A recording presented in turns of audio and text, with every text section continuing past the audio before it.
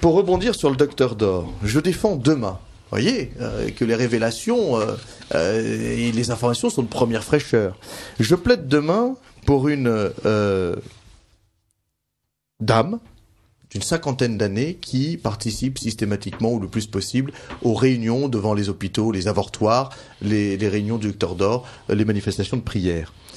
Et lors de ces manifestations, des piscopies sont venus avec leurs petites caméras pour essayer d'arracher, vous savez, les révélations croustillantes, et puis les propos nauséabonds de ces participants.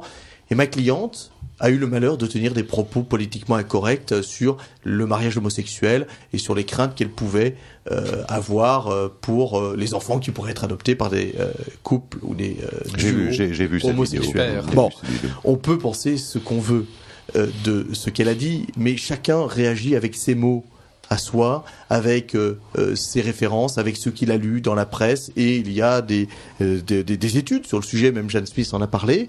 Eh bien, elle a dit ce qu'elle avait sur le cœur. Eh bien, tenez-vous bien. J'ai ici encore une révélation.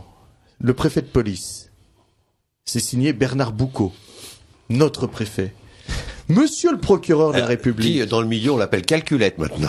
Monsieur le procureur de la République, mon attention a été appelée sur les conditions de déroulement de la manifestation anti-interruption volontaire de grossesse qui s'est déroulée le samedi 24 novembre 2012 au cours de ce rassemblement qui avait fait l'objet de ma part. Quel grand homme, quel homme libéral, d'un arrêté d'interdiction partielle afin d'éviter toute atteinte au droit à l'interruption volontaire de grossesse.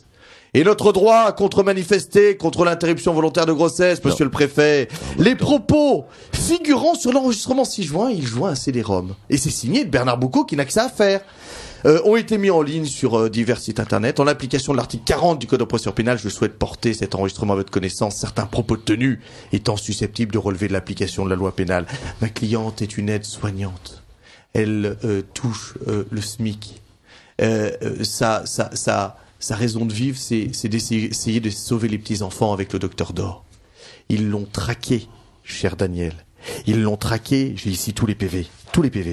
Ils l'ont traqué dans toutes les manifestations du docteur d'or, de Civitas, parce qu'ils ont réalisé que c'était une nauséabonde militante de Civitas. Oh, c'est mieux avec Civitas, c'est bon. C'est bon. Eh bien, ils l'ont traqué. 1, 2, et puis la 3e fois, ils lui sont tombés dessus. Ils lui ont dit, madame, contrôle l'identité. Et vous êtes convoqué tel jour à telle heure devant la brigade de répression de la délinquance de la personne. Et elle est poursuivie. Elle a été citée le 25 mai pour le 21 juin. À la 17e chambre, on a des audiences de fixation, on plaide à 9-10 mois. On laisse le temps de préparer la défense. J'ai demandé le renvoi pour pouvoir préparer une défense sérieuse. Le procureur me l'a refusé. S'y est opposé, s'y est opposé alors que je lui avais écrit un fax en lui demandant ce renvoi. Il n'a même pas daigné madame, le procureur n'a même pas daigné m'appeler pour me dire je m'y oppose. Et elle a osé déclarer que, à mon collaborateur qui me substitue à l'audience, j'étais sur la route, que le parquet n'avait pas que ça à faire à répondre aux avocats. Vous comprenez? Le tribunal a renvoyé. Dieu merci, mais il a renvoyé à 1 semaine. À demain. J'ai eu 1 semaine, même moins, parce que j'ai d'autres dossiers à traiter, pour préparer cette défense. Je redemande le renvoi. Il va y avoir un peu d'animation demain. J'invite les auditeurs qui le souhaitent à venir soutenir cette malheureuse femme qui est poursuivie, qui vit très mal cette poursuite. Je vais demander le renvoi. Il me sera peut-être refusé, il me sera peut-être accordé, mais je vais rappeler que ma cliente, fut-elle une nauséabonde déviante, a les mêmes droits que n'importe quel justiciable devant la 17e chambre.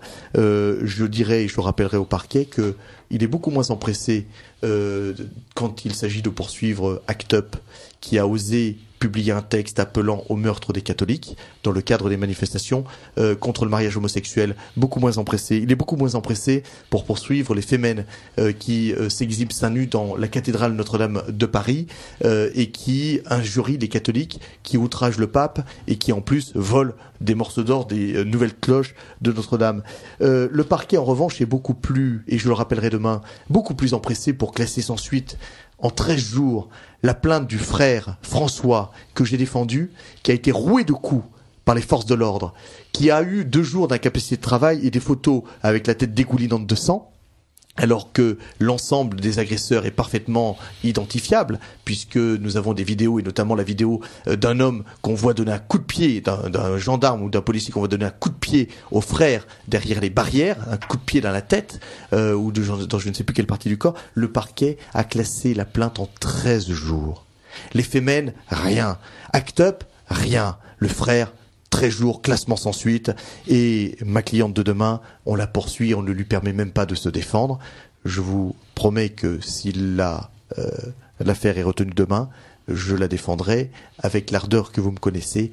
Je trouve ça insupportable. Nous sommes dans un régime qui n'est plus un régime de droit.